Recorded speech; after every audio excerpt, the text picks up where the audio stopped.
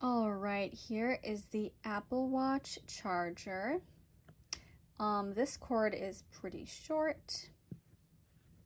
Here's a closer look at the part that attaches to one of those bricks, you know, so like this is the part you plug in to the wall plug-in. Anyway, so here it is. And this is the part that attaches to your Apple Watch.